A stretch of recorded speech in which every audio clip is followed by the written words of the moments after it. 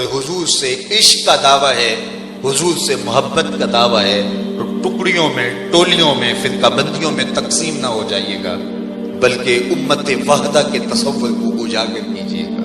حضور کو تسکین ہوگی، گنبد خضرا میں حضور خوش ہوں گے اگر آپ امت وحدہ کی صورت کے اندر باہمی ارتباط کے ساتھ قدم سے قدم ملا کر آگے چلیں گے۔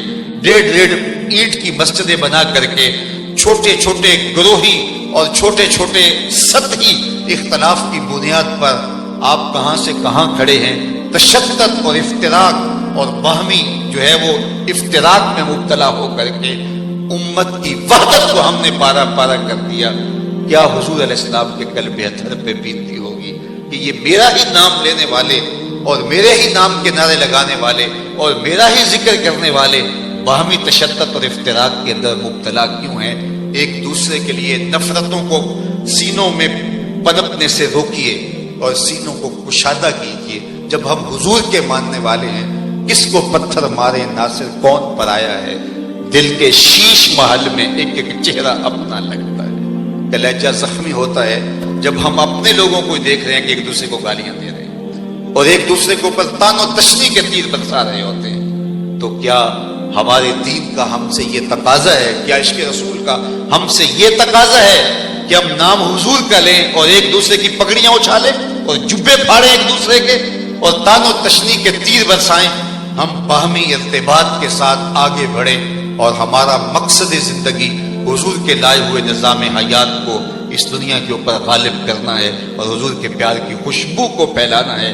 تو جب ان سے محبت کرتے ہیں تو محبت توڑتی نہیں ہے، یہ حضور کی محبت ہے جو انسانوں کو جوڑتی ہے، امت وحدہ بتاتی ہے۔ بلال حبشے سے آئے تھے، سہیب روم سے آئے تھے، سلمان فارسی فارس سے آئے تھے، حضرت ابو بکر عمر مکے کے رہنے والے تھے، حضرت سعد مدینے کے رہنے والے تھے، لیکن ان سب کو جوڑ کر کے امت وحدہ بنا دیا۔ اور یہ تھی میرے حضور کی محبت کی تاثیر جس نے بکھرے ہوئے انسانوں کو مشترک جمع کر دیا۔ اچھا ایک اور بات سناؤں کہ جو محبتیں ہیں، جو دنیا کی محبت اور دنیا کا پیار اور دنیا کا عشق جو ہے وہ انسانوں کے اندر نفرت کے شرارے ہوتا ہے، اور حضور کی محبت انسانوں کے باہمی ارتباط کا سبب اور ذریعہ بنتی ہے۔ تو میں اور آپ حضور سے جب محبت کرتے ہیں تو پھر آئیے ہم ان کی محبت اور ان کے پیار میں باہمی ربط میں آئیں۔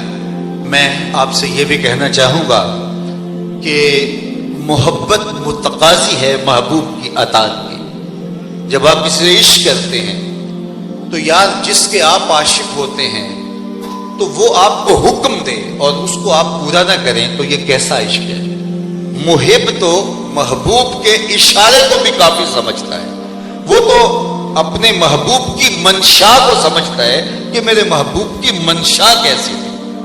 اور آئیے صحابہ کی زندگیاں دیکھ لیے، ان کا حضور کے ساتھ جو دعویٰ محبت تھا، اگر آپ ایک طرف آپ ادب کا عالم دیکھتے ہیں کہ حضور کے وضو کا پانی زمین پہ نگرنے دیتے ہیں اور اس کو اپنے ہاتھوں پہ لے کے اپنے چہروں پہ مل لیتے ہیں، اور جس کو وہ پانی میسر ان گیلے ہاتھوں سے ہاتھ رگڑ کے وہ اپنے چہروں پہ مل لیتا ہے، تو دوسری طرف یہ منظر بھی ہم دیکھتے ہیں صحابہ کی محبت کا کہ آقا کریم کی اطاعت ان کے رگ و ریشہ کے اندر باب نفوذ ہے۔ خطبہ دیتے ہوئے ارشاد کرتے ہیں بیٹھ جاؤ، اور ایک صحابی گلی میں آ رہا ہے اپنے قبیلے کی کہ بازار سے گزر رہا ہے، اس تک آواز پہنچتی ہے تو وہیں بیٹھ گیا۔ تو کسی نے کہا تم بیٹھ گئے ہو، کہا محبوب نے کہا تھا وہیں بیٹھ گیا۔ اللہ اکبر! مدینے کی ایک گلی سے حضور کا گزر ہوتا ہے، ایک گنبد نما مکان بن رہا تھا جس کو حضور پسند نہیں کرتے تھے۔ روک کے پوچھا کس کا ہے؟ کہا فلاں انصاری صحابی کا۔ تو حضور گزر گئے، کچھ نہیں کہا، حضور نے کچھ فرمایا نہیں، بس دیکھا اور گزر گئے۔ کسی نے اس انصاری صحابی سے کہا کہ حضور گزرے تھے، تیرا مکان دیکھا تھا، چہرے پہ کوئی پسندیدگی کے آثار دکھائی نہیں دیے، حضور شاید پسند نہیں کیا۔ اس نے کہا اچھا کہا ہاں۔ اس نے کدال لیا اور اپنے مکان کو زمین کے برابر کر دیا۔ 2-4 دن کے بعد دوبارہ حضور کا گزر ہوا تو دیکھا کہ وہاں ملبے کا ڈھیر پڑا ہوا ہے۔ اسے بلایا، کہا میں گزرا تھا، تیرا مکان دیکھا تھا، کدھر گیا؟ عرض کی گرا دیا ہے۔ فرمایا کیوں؟ کہا سنا تھا آپ کو پسند نہیں، سنا تھا آپ کو پسند نہیں، میں اور آپ اپنے سر سے لے کر پاؤں تک دیکھیں ہمارا کیا کیا حضور کو پسند ہے، ہماری وضاحت، ہمارا طرز زندگی، ہمارا انداز معاشرت، ہمارا انداز تکلم، ہمارا کیا کیا حضور کو پسند ہے۔ حضرت انس رضی اللہ تعالیٰ عنہ شوربے میں کدو کے ٹکڑے نکال نکال کے کھا رہے ہیں۔ کسی نے کہا کہ حضرت یہ کیا ماجرا ہوا؟ کہا مجھے نہیں پتا، ایک دن میں نے حضور کو یوں کھاتے ہوئے دیکھا تھا، اپنی تبا کو حضور کی تبا کی محبت میں ڈال دیا۔ یہ تھا ان کا پیار، یہ تھی ان کی محبت، اور یہ ان کی الفت کا عالم تھا۔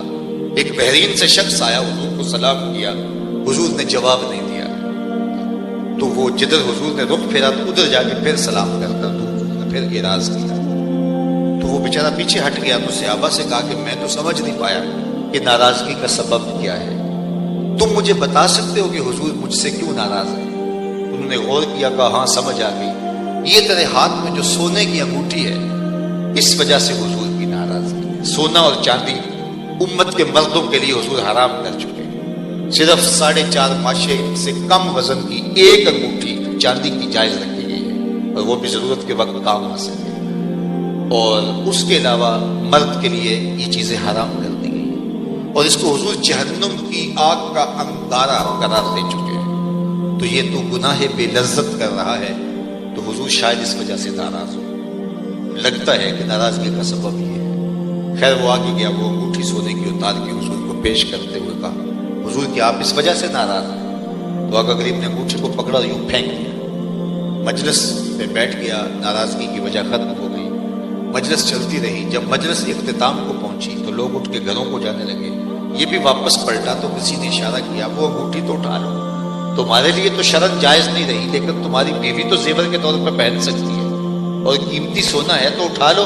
تو اس نے کیا جواب دیا سن لیجیے، اس نے کہا واللہ لا آخذہ وقد طرحہ رسول اللہ صلی اللہ علیہ وآلہ وسلم، اس نے کہا اللہ کی قسم میں اسے کبھی نہیں پکڑوں گا جس کو میرے حضور نے پھینک دیا ہے۔